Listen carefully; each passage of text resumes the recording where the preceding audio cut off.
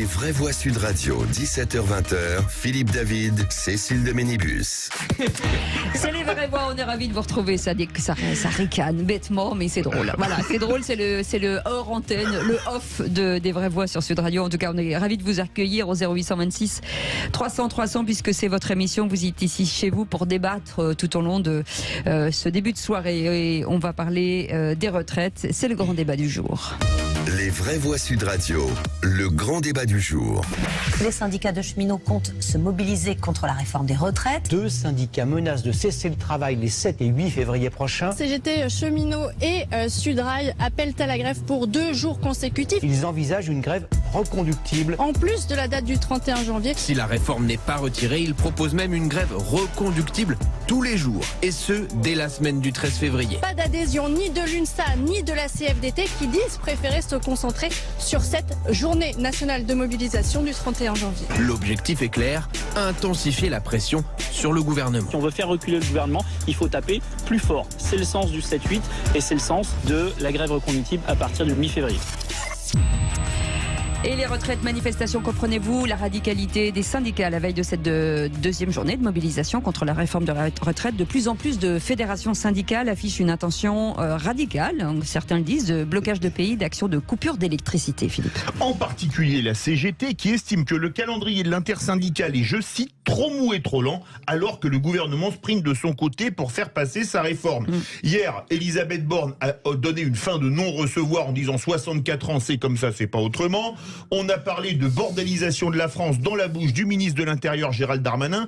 Est-ce que la radicalité ne cause pas de la radicalité? Vous allez manifester demain ou alors vous dites le gouvernement a raison de ne rien lâcher. On vous attend au 0826 300 300. Et pour l'instant, vous nous dites, est-ce que vous comprenez la radicalité des syndicats? Vous dites oui à 81%, ça a réduit. C'était 91 il y a une petite dizaine de minutes. On va parler avec notre invité, Luc Farret est avec nous, secrétaire général de l'UNSA Fonction publique. Bonsoir Luc Farret. Bonsoir. Bonsoir. Alors, vous avez l'habitude d'être avec nous, Luc Farret. D'abord, un petit mot, un petit tour de table avec Philippe Bilger. Je n'ai pas totalement été convaincu, mon cher Philippe, par votre présentation. On ne peut pas dire qu'Elisabeth Borne a coupé court à toute négociation, à tout compromis. Elle s'est contentée de dire maladroitement, puisque c'est quasiment la veille de la manifestation de demain, qu'en réalité, il y avait 2 éléments essentiels dans le projet qui ne seraient jamais négociés. Mais le reste peut être négocié. Au fond, j'ai parfois l'impression que ce qu'on exigerait du gouvernement, c'est qu'il se fasse harakiri pour un projet qu'il estime nécessaire. Je peux être contre le projet, mais trouver que sa méthode est admissible sur le plan parlementaire et démocratique. Alors, je suis d'accord, mais je vais répondre à votre question en la reformulant, parce que votre question n'est pas est-ce que nous comprenons. Oui, on comprend tous. C'est est-ce que nous approuvons, en fait. Et moi, non, je désapprouve parce que, si vous voulez, je pense qu'on fait un foin, je veux dire, pas possible, on crie comme des porcelets, comme qu'on égorge, comme si vraiment on allait nous ramener à Germinal, à la bête humaine, au XVIIIe siècle, que c'est vraiment épouvantable, alors qu'il y ait des progrès à faire. Pour les carrières pénibles, pour les métiers pénibles, il y a certainement des choses à améliorer. Mais enfin, écoutez, il y a des gens qui vont être à la retraite pendant 25 ans, 30 ans. Qui va payer leur retraite? Leurs enfants, leurs petits-enfants. C'est eux qui vont trimer cet homme qui va bientôt, bien sûr, défendre la radicalité, je dois le dire. Mais c'est quand même lui qui va trimer. Si vous voulez, il y a un moment, je trouve ça d'un égoïsme. Moi, ça J'en ai marre. J'en ai marre de ce pays où tout le monde se prend pour une victime. Ouais. Voilà. Et je dois dire que je comprends, mais je trouve que c'est hors de proportion. Et que ce soit le seul rêve français, si vous voulez, c'est la retraite, ça me démoralise. C'est tout ce qui est capable de nous mobiliser. C'est là, et j'allais dire, un gros mot que je ne dirais pas, de retraite. Tom, Ouais, je pense qu'il y a quand même 2 problèmes. Le problème, c'est la question des seniors. On sait qu'en France, notamment, il y a un gros problème pour l'insertion professionnelle des seniors et qu'après 50, 55 ans, donc les gens encore très jeunes, c'est quand même très difficile de retrouver un emploi pour ceux qui n'ont pas pu le garder. Ça, c'est quand même le premier point. Et donc, à un moment donné, il y a toujours ce spectre, se dire voilà, on repousse l'âge de départ, ok, mais derrière, est-ce que ça sera pas des gens qui seront envoyés au chômage de manière quasi automatique? Ça, c'est quand même un vrai argument rapidement et notamment dans le contexte français. Et deuxième point, je pense que le timing est très mauvais. À un moment donné, il y a eu le confinement, évidemment, ça a échappé à personne. Il y a maintenant une vague d'inflation qui est quand même très très forte, même si elle est un peu moindre que dans d'autres pays. Et donc, évidemment, ça passe un peu mal parce que les gens, ils ont à peine le temps de se remettre et ils sont encore même plongés dans ce contexte inflationniste. Et immédiatement, ils doivent affronter un autre type de tuile qui leur arrive, même si c'est pas forcément prévu pour tout de suite pour ceux qui sont concernés. Donc, je comprends aussi cette réaction très forte qu'il va y avoir demain. J'ajoute juste un mot avant que notre invité, c'est que là où je peux rejoindre Tom, c'est-à-dire, je pense que le véritable problème en France, ce sont les salaires. C'est-à-dire des salaires qui ne permettent pas aux gens de vivre décemment, ça ne va pas. Mais ça, c'est un problème de système, c'est un problème de libre-échangisme intégral, et on n'en sortira que en revoyant ça. Eh ben, en tout cas, Luc Faré est avec nous, hein, du syndicat... Le secrétaire général de l'UNSA Fonction publique. Absolument. Et Luc Faré, quand Fabien Roussel dit que Elisabeth Borne provoque les Français, c'est ça selon vous ? Écoutez, moi ce que j'entends, c'est que d'un côté on dit qu'on peut discuter et de l'autre côté on ne peut pas discuter. Donc en fait, il y a une contradiction. Ce que nous disons, nous, dans l'unité syndicale, et c'est vraiment important d'insister là-dessus, c'est la première fois depuis très longtemps que toutes les organisations syndicales de ce pays ont décidé ensemble de dire non à un projet de régression sociale. Parce que, évidemment, comme nous l'avons déjà dit, il y a un certain nombre de Français qui vont devoir travailler 44 ans, 45 ans, c'est profondément injuste. On dit également que la question des femmes est complètement posée dans ce dispositif, puisque les femmes qui ont des enfants ont des trimestres en cotisation, en assurance, en durée d'assurance qui sont ajoutés, et là, le fait de les obliger à travailler jusqu'à 64 ans va faire perdre une partie de ces trimestres. Et puis, comme l'a très très bien dit votre dernier intervenant, la question du travail. La question du travail des seniors est complètement posée dans notre pays. Et donc nous disons, nous, en dehors des problématiques de pénibilité qui se posent aussi, qu'il pourrait y avoir une autre réforme. Et je suis aussi d'accord sur le fait que le moment est extrêmement mal choisi. Extrêmement mal choisi parce que les Français sont préoccupés par le pouvoir d'achat, par l'inflation, par la crise énergétique, par l'inquiétude sur l'Ukraine, et viennent de vivre, comme vous l'avez aussi rappelé, la crise du Covid, voire d'autres crises précédemment. Et on est donc dans une situation où, en s'acharnant à vouloir à tout prix faire passer ce projet, on risque de faire le jeu des extrêmes, je vais être très clair avec vous. Luc Faré, problème de calendrier. Hein, quand même. Luc Faré, puis-je vous poser une question sur le plan de la méthode ? Pourquoi votre opposition et la vôtre et celle de tous les syndicats au report de l'âge à 64 ans serait-il éthiquement et intellectuellement plus légitime que l'opposition absolue du gouvernement à cette volonté de report? Expliquez-moi ça. Tout simplement parce qu'on va obliger des gens à travailler 2 ans de plus sans leur laisser le choix. Aujourd'hui, ils peuvent travailler 2 ans de plus, mais ils ont le choix de partir dès 62 ans. Et c'est cette différence fondamentale qui existe entre les deux systèmes. Dans un cas, ils peuvent faire un choix, ils peuvent se dire parce qu'on me demande de travailler 43 ans, je souhaite travailler un peu plus longtemps, je souhaite pouvoir éventuellement bénéficier de surcote puisque c'est un dispositif qui existe aujourd'hui. Et puis demain, de toute façon, la question ne se posera pas. Ils devront obligatoirement aller jusqu'à 64 ans. Et ça change tout. Et dans cette notion c'est une perte de liberté, enfin de choix, je crois qu'il faut être très clair. Et c'est une régression sociale pour tous ceux qui ont des travaux pénibles, qui ont un métier pénible ou qui sont sans emploi. Et qui, pour certains, en prenant leur retraite à 62 ans aujourd'hui, ont un meilleur revenu que ce qu'ils ont avec les différentes indemnités qu'ils peuvent toucher ou avec un travail de mauvaise qualité. Restez avec nous, Luc Faré, 0826 300 300. Gérald est avec nous. Rebonsoir Gérald. Bonsoir à toute l'équipe. Alors vous l'avez dit, hein, vous êtes syndiqué, enfin vous êtes d'un syndicat. Aujourd'hui, face à la question était de dire, face à la radicalité des syndicats, est-ce que vous soutenez ou pas ? Absolument. Je la soutiens complètement et pleinement, dans le sens où il y a plus beaucoup de solutions, si vous voulez.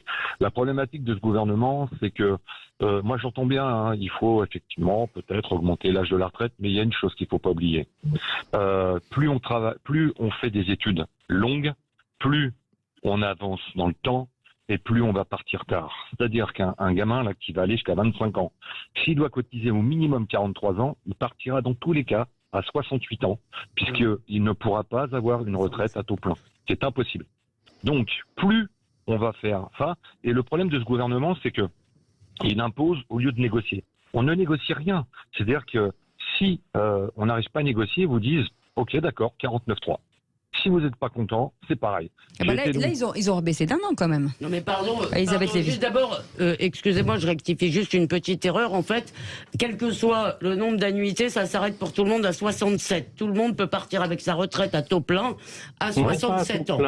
Non, oui, mais si, dans le projet, c'est ça. Sans décote, c'est pas. On est d'accord. D'accord, si non mais donc, attendez, je termine. Donc en fait, personne n'est obligé d'aller jusqu'à 68 ans. En revanche, ce qui est vrai, si vous voulez, c'est que pour beaucoup de gens qui ont commencé à travailler après 21 ans, déjà cette retraite ne change rien, puisque les 43 annuités, elles étaient dans la réforme Touraine. Donc, si vous aviez commencé après 21 ans, vous arriviez à 64. Donc en fait, cette réforme, elle concerne à peu près la moitié des salariés. Pour les autres, ça ne change rien. Maintenant, si vous voulez, l'idée qu'il faut négocier, mais le problème, c'est que si vous négociez, vous ne pourrez jamais faire passer la moindre réforme qui sera une autre réforme que dépensière. Vous ne pourrez faire passer qu'une réforme qui baisse les impôts, qui augmente les allocations, donc jamais vous ferez passer une réforme qui est un peu restrictive. Luc Faré, on vous entend. Oui, mais je souhaite réagir sur ces propos parce qu'on a fait proposer d'autres solutions. Et parmi les autres solutions, nous avons et nous estimons que nous pouvons jouer sur les cotisations patronales qui permettent de combler une grande partie du déficit et du déficit futur. Parce qu'aujourd'hui, le système est excédentaire. Et il faut le redire parce qu'il n'y a rien d'urgent dans cette question que nous sommes en train de voir sur la réforme des retraites. Aujourd'hui, le gouvernement fait passer une loi en urgence et nous considérons que, et c'est pas seulement nous, le Conseil d'orientation des retraites le dit, qu'il n'y a rien d'urgent puisque le régime est équilibré dans la durée. Et c'est vraiment important qu'on se le rappelle. Donc oui, il y a un changement fondamental qui est proposé aux Français, celui de travailler 2 ans de plus, qu'on ait commencé plus tôt ou qu'on ait commencé plus tard. Et comme je le disais, il y a des injustices. Les gens qui travaillent et qui commencent à 20 ans aujourd'hui, eh bien, à 20 ans, à 64 ans, ça fait 44 annuités de cotisation et c'est profondément injuste. Luc, sur notre sujet, sur le fait que des menaces de coupure d'électricité ciblées chez les élus, des choses comme ça, est-ce que ça doit aller jusque-là, en fait? Je vais être très clair, je ne pense pas ces revendications, ces méthodes. Je le dis ici, nous sommes dans une démocratie. Dans cette démocratie, nous pouvons manifester. C'est ce que nous ferons demain.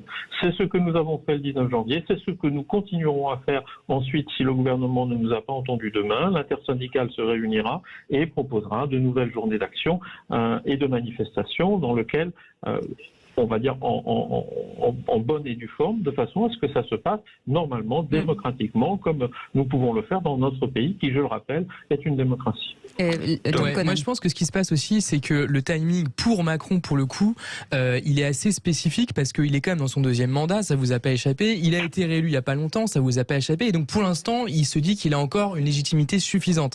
C'est pour ça qu'il y va maintenant, même si effectivement, monsieur a très bien fait de le rappeler, le système est excédentaire. Donc, on se demande pourquoi, effectivement, on devrait se précipiter.